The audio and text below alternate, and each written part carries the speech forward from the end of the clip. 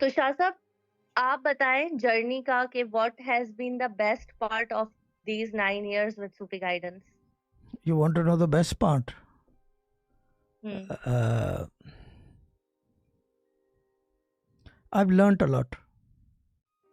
The best part about what you ask me, I've learnt a lot. एक तो ये कि क्या कहते हैं उसको,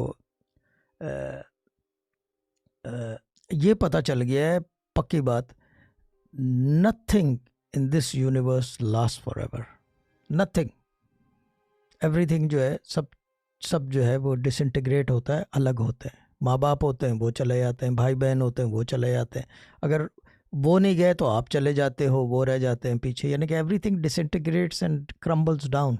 और this same thing happens with people and relationships. This is what I have learned, that nothing will last forever. हम 20-20 साल की प्लानिंग करते हैं, no, just do the moment. This is what I've learned from Sufi guidance while sitting here